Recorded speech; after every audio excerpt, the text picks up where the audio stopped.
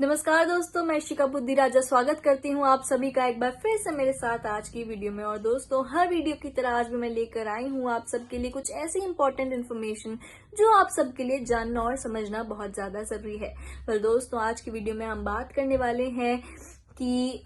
अगर आप अपनी जर्नी की शुरुआत कर रहे हैं इन्वेस्टिंग में या स्टॉक मार्केट में, आप नए इन्वेस्टर हैं आप, या फिर कहीं पे इन्वेस्ट करना चाहते हैं पहली बार, तो जब हम नया इन्वेस्टिंग में कदम रखते हैं तो हमारे अंदर एक डर भी होता है कि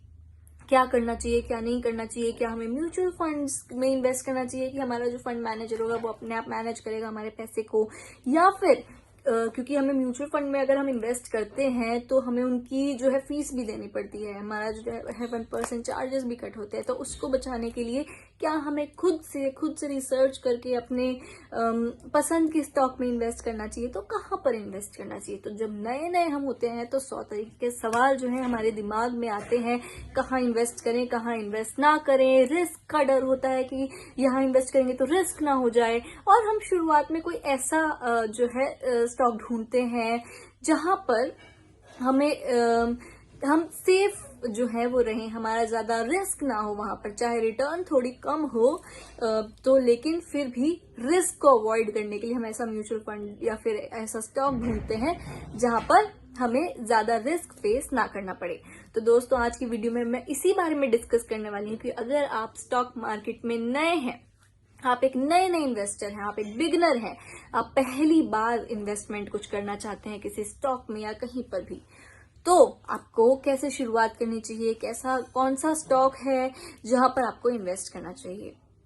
तो या फिर कौन सा ऐसा फंड है। तो मैं आपको बता दूं कि एक ऐसा हमारे पास फंड होता है जिसमें आपको ज्यादा रिस्क देखने को नहीं मिलेगा, क्योंकि इसमें जो है टॉप की कंपनीज होती हैं, टॉप की जो हमारे कंपनीज है जो वेल एस्टैब्लिश्ड हैं, वो स्टॉक्स अपने सेल करती हैं। तो उसमें क्या होगा, उसमें रिस्क नहीं होता, क्योंकि जो वेल एस्टैब्लिश्ड कंपनी है वो चाहे, क्योंकि अपनी ग्रोथ की वो पीक तक पहुंच चुकी हैं। यानी कि देखिए, आप समझने की कोशिश करें अगर कि एक कंपनी है, ठीक है, जब वो नई होती है तो वो ग्रो करती है, या तो वो ग्रो करेगी या फिर वो डूब जाएगी। तो एक कंपनी जो नई है फिर वो ग्रो करती है और एक टाइम आता है जब वो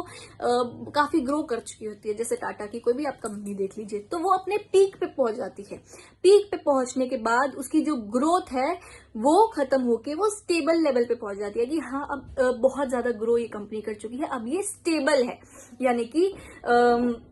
अब जो है ये प्रॉफिट तो कर रही है लेकिन ग्रोथ नहीं उतनी होती है, क्योंकि वो अपनी ग्रोथ के पीक लेवल तक पहुंच चुकी होती है।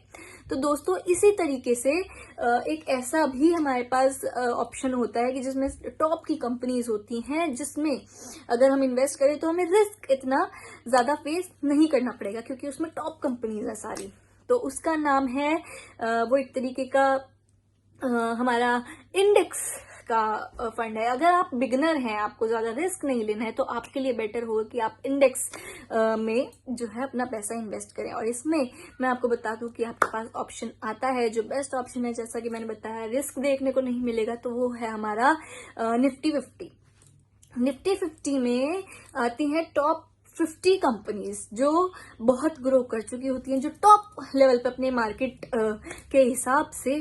जो टॉप 50 कंपनीज होंगी वो आती हैं निफ्टी 50 में। तो क्योंकि वो टॉप की 50 कंपनीज हैं तो उसमें ज्यादा रिस्क आपको देखने को नहीं मिलेगा। हालांकि अगर हम बात करें रिटर्न्स की, तो रिटर्न्स बहुत ही स्टेबल होंगे, जैसा कि मैंने बताया, लेकिन फिर भी आपका पैसा जो है इन्वेस्टेड रहेगा, आपको रिटर्न्स मिल तो रहे हैं ना एटलीस्ट, क्योंकि बहुत ज्यादा रिटर्न की अगर आप शुरू में वो करेंगे, इच्छा करेंगे, तो हो सकता है कि आप हड़बड़ी में गड़बड़ी वाली बात होती है ना, वो कर बैठे। तो शुरू में हमें कोशिश करना चाहिए कि अगर हम प्रैक्टिस ही कर रहे हैं तो ऐसे तरीके की स्टॉक्स बाय करें जो ज्यादा रिस्क ना हो, ताकि हमारी प्रैक्टिस भी हो जाए और हमारा पैसा भी ना डूबे। तो निफ्टी 50 एक बेटर ऑप्शन है उन लोगों के लिए, मैं रिपीट कर दूं, उन लोगों के लिए जो अपनी इसमें इन्वेस्टिंग में शुरुआत करना चाहते हैं, ठीक है। तो इसमें ताकि आपको रिस्क ज्यादा देखने को ना मिले और साथ ही में एक अच्छा खासा जो है आपको रिटर्न भी मिल जाए, आपका पैसा भी जुड़ जाए और लॉन्ग टर्म में आप इसको यूज कर सकते हैं, लॉन्ग टर्म इन्वेस्टमेंट के लिए। तो दोस्तों आज की वीडियो के लिए इतना ही। अगर आपको वीडियो पसंद आई हो तो चैनल को जरूर सब्सक्राइब करें, वीडियो को लाइक और शेयर करना बिल्कुल ना भूलें।